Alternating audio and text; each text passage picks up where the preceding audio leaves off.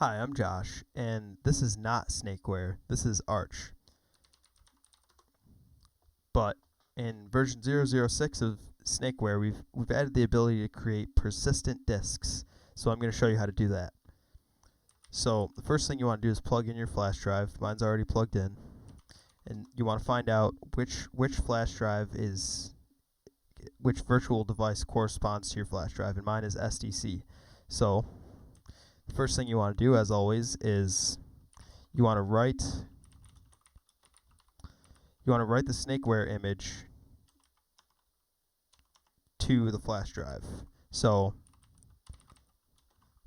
just use DD for that. That should happen pretty quickly, because our image is only like 70 megabytes now. And so once you've done that,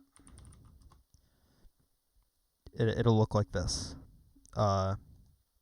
So what you need to do now is you need to add another partition to the drive. And to do that, you can use CF disk on your flash drive. Ignore that. And so you have all this free space. You probably just want to fill the rest of the drive, but the partition can be pretty much any size you want. But this is where all your user scripts and data and stuff will go, so you want it to be pretty big. So I'll just fill the rest of the drive, make it primary, and then just write it.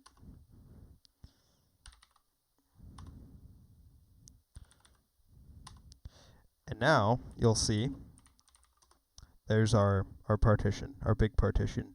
And so we just need to format it to ext4.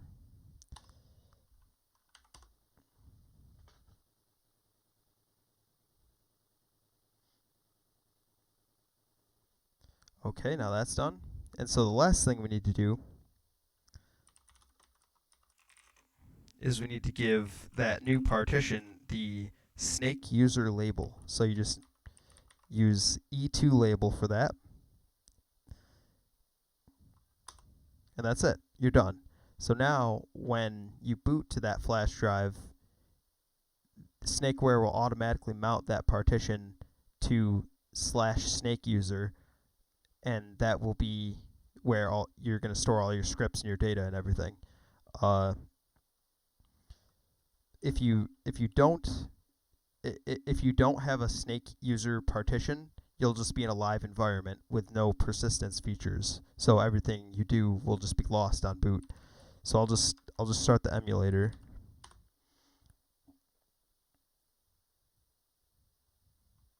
And so you can see now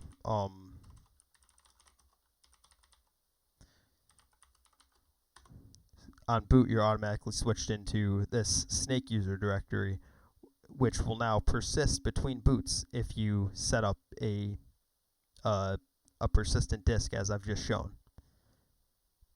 That's it for this time. Thanks.